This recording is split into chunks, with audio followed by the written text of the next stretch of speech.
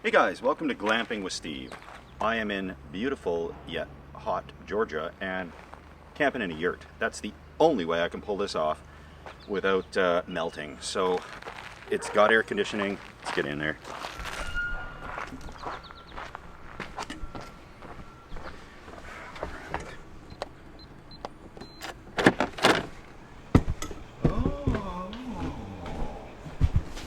This is all right.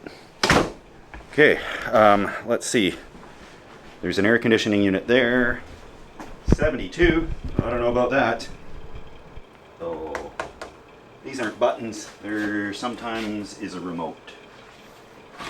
Yes. Huh, that's more like it. Totally glamping this time. There's no way I could do this heat outside without a little more brainstorming, and I'm planning on that. But yurts, yes, the traditional portable Mongolian structures made out of bamboo and whatnot. They're designed to be taken down and put back up. This one is a fancy one. Real floor, AC, ceiling fan, skylight, furniture, bunk beds. They even got a light here as well on there. Oh. So yeah, this is cute. It's got a bit of a rustical theme to it. I like that. Nice ambience there. Chessboard table, nightstand thing. Could be worse. So this looks like it sleeps 6. Got our emergency preparedness stuff in here. Beautiful lake view out the window. But keep that close because it's hot. So this is really minimally equipped. You bring your own linens, your own bed sheets. It costs about the same as a hotel, but you've got the yurt factor, right, which you can't put a price on. And these plastic sheets on the mattresses, just in case of accidents. And not much more to it. Beautiful park, though, to explore.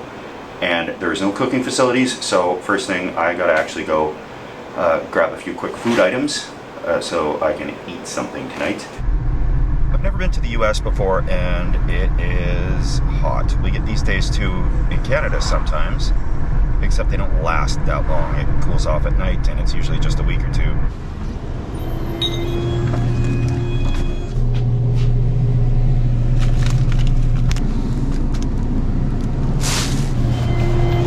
Got it all, and they had firewood. Oh, pretty good bundles, I guess. Need some ice. 10 pounds for $2, 20 pounds for $2.50. Only a fool would buy 10. So, put money in. US has some pretty forgiving bill readers. Canada, they gotta be kind of perfect. Okay. 20 pounds.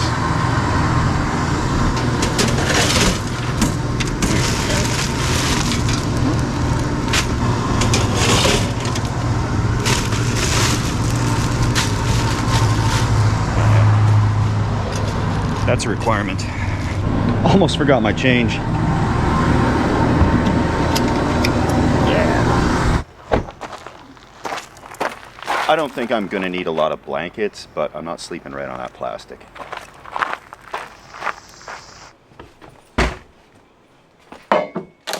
Got all my stuff in here, just enjoying the air-conditioned air for now, but I hear rumbles of thunder, and I want to check the park out a little bit before I'm hunkered down and before that thunderstorm rolls in. Hopefully it'll cool things down, but I think it's just going to make things more damp, humid, moist, and uncomfortable.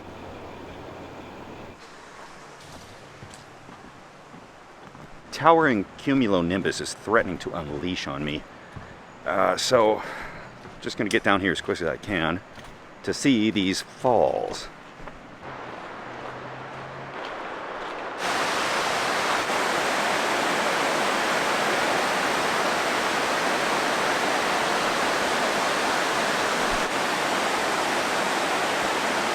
On the other side of that bridge, there's a dam, and this is the overflow from the dam. But you can see, historically, this has been a massive flowing river down here. And there's some guy down there that looks naked, so let's go.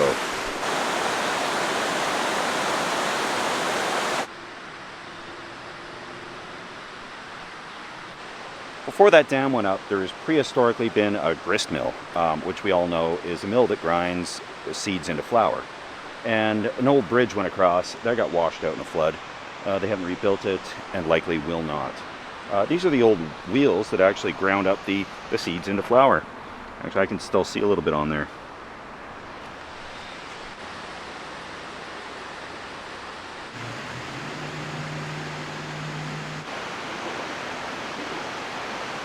I've made a life out of dodging grizzlies, hiding from cougars, security guards, etc. But out here poses a whole new threat. We're talking black widows. We got water moccasins, venomous snakes, alligators, things that sneak up on you. Like a bear is not going to sneak up on you, it's going to come roaring. And so I got to keep an eye out. I have no tan. Look at that. It's bad. I'm going to burn to a crisp in no time. And this is a beautiful tree. I'm just going to stop for a brief moment here because I'm out of breath and it's a nice tree. This little guy here,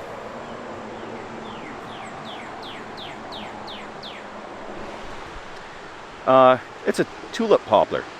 And I can tell we're getting to warmer, dare I say, tropical climates because of the ridges on the leaves. If you look at this, there's smooth edges to the leaves, no serrations. Now, back where I live, every single leaf on every single tree has these little sharp edges on it. And there are some here too, but the more tropical you get, the smoother the edges are on the edge of the leaves. Everything around here closes at dark. So I'm obeying by all the rules, even little policies and bylaws while I'm in a foreign country. I don't want any problems. So we're just going to come up with some interesting videos. I got a pretty fun one coming up in a few weeks here. So that's kind of why I'm here. But let's get back to the yurt. Enough about the trip, more about the yurt. Looks like a pretty standard state park from the one I've seen. Pretty much like a provincial park in Canada, which I'm used to. Oh, home sweet yurt. Getting acclimatized to this temperature is going to take a little work, but I'll cool off for a little bit. Still waiting on that storm, hasn't happened yet, and let's explore the yurt.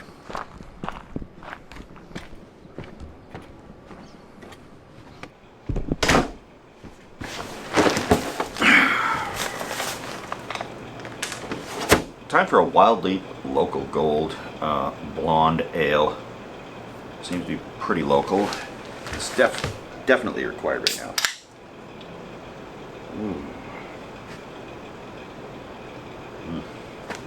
Got to do something about sitting on this plastic though. The yurt is a fine construction. This one is manufactured and assembled. It's PVC tarp on the outside. Seems to be insulated. Looks like they're using cedar, wired for electricity. There's a polycarbonate skylight. Looks like some of it's been repaired. It's held down with little anchors, and of course the 5-foot ceiling fan there, and an ionizing smoke detector. This little guidebook here with all the rules, regulations, guidelines, and instructions. You can check in at 4 p.m. to these things. You've got to be up by 11. Absolutely no swimming allowed in the lake or river. Little prep table. I am not allowed to cook in here. Swivel stools. And there are windows with screens. They are staying closed, and for good reason. Outside it is still well into the high 80s or into the 30 degrees Celsius range, and I'm not acclimatized to that, so never hunkered down to stay cold before, but here we are. Sleeping accommodations. There's a bunk bed here made of a fine wood, and mattresses, 2 of them here, relatively average thickness, covered in 600 thread count plastic. Futon mattress folds out, forming a nice sofa, Chesterfield, right there. I think it's pretty good. The top bunk, you just crawl up. These things, it's a little wiggly, but okay. That could be a hazard. Yeah, no bare feet. 3-point contact to get up there. I'm not going up. It features a shaving mirror and a beautiful view.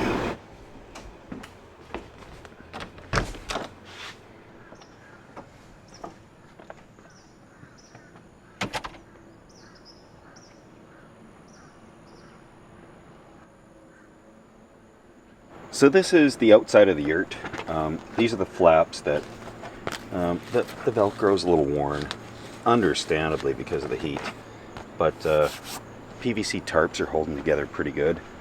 This is the back door to the porch here. Porch with these seating arrangements.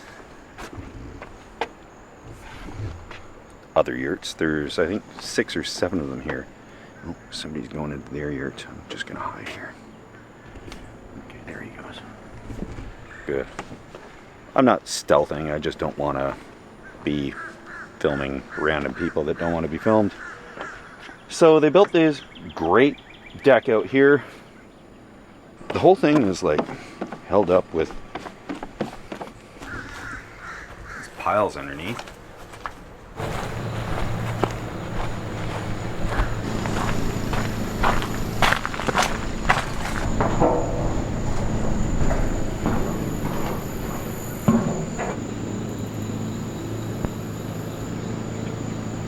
I'm not sure if I mentioned that the ticks here can drop right out of the trees onto you. So I'm completely in my comfort zone.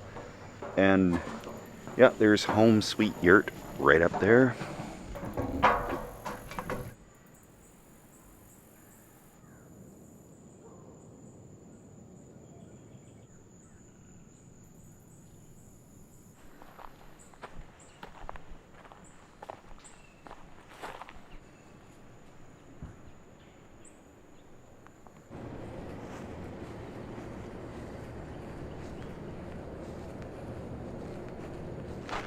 It's hotter than sin out here.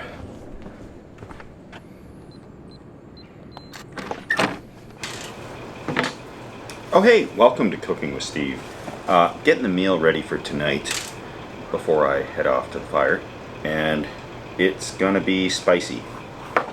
That's not a problem because the bathrooms are right over there, and I just worked with what I could get from the local store down the road. I love the challenges like that where I can just hit the local store, pick up what I need, and invent a recipe.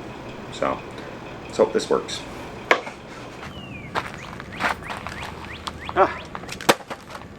There's ants everywhere and they're crawling all over me. Those aren't just piles of needles, those were carried there by ants. Anyway, gotta cook outside, so the last thing I want to do in there is cook anyways. And I was sure to grab a couple of different fire starter options. These are some Royal Oak tumbleweeds, natural fire starter with all natural paraffin wax. I don't know if paraffin wax is that natural, but I don't care. We're gonna get this started and get right back in there into the air conditioning. Just gonna get, yeah, these ants are pretty relentless.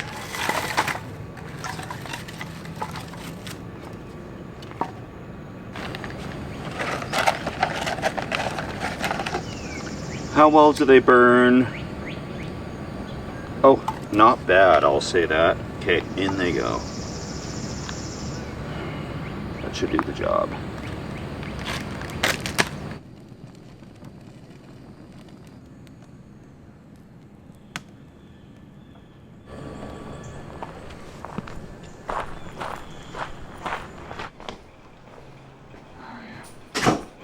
Welcome to cooking in the rural yurt. We've got diced bell peppers, diced white onion, diced orange peppers. We got rotel. We've got corn with a bunch of other stuff in it. Salsa. Taco seasoning packages. Tater tots and beef. I have no idea how this is going together, but the ingredients should fit together pretty good. You know, we're talking sour cream, cheese, everything. It's going in there. First things first, these are diced. Fry up a little beef.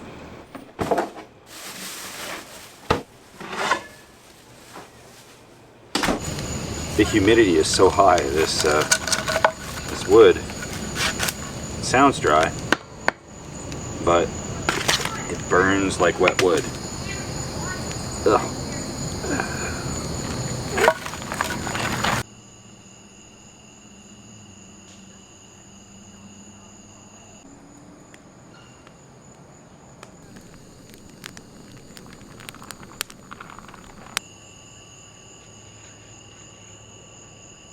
They got these bull crickets here that just don't stop. They're way up in the trees too. It's upsetting.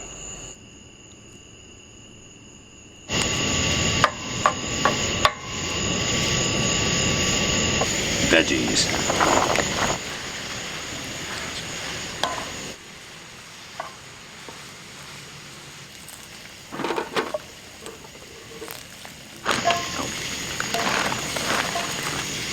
Tater tots should probably be frozen until you cook them because they just turn into hash browns, but that's okay. I got my ground beef, etc. concoction with some taco spice in there. So I'm gonna add that back in. I'll be eating good tonight. A little can of southwestern corn. Yeah. Rotel. It's basically, I don't know, diced tomatoes and chilies. Okay. Let's see. That is remarkably good. Wow. I gotta throw this cheese on there. Well, get that melting, and I'll get out of the anthill here. Okay. That looks all right. Oh yeah.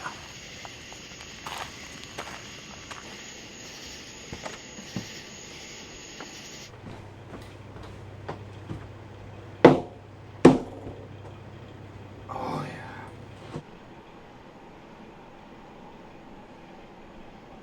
This looks pretty good. Missing a little sour cream, of course, which will rectify instantly, and possibly a little salsa. So I'm gonna dig into this and catch you guys in a few.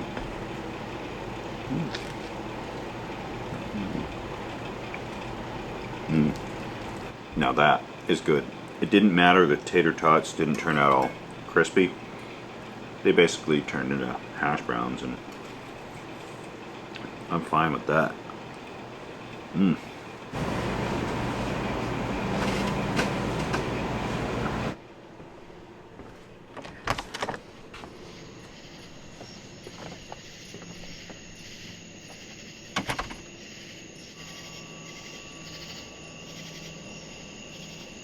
Not taking the top bunk for obvious reasons that we saw earlier, but ready to hunker down tonight, guys. Thanks for following along on the adventure. We'll see you in the morning.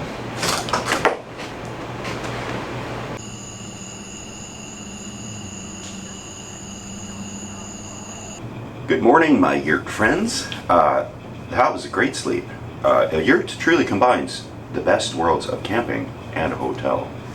I can literally open the door and have a campfire. I can enjoy the air conditioning. I have no problems with the temperature.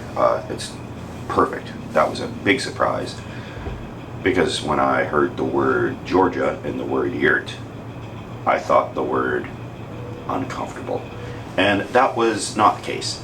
So with a yurt, it's different than camping. Usually at a campground, you wake up whenever and then you go, and you can sleep in quite a bit.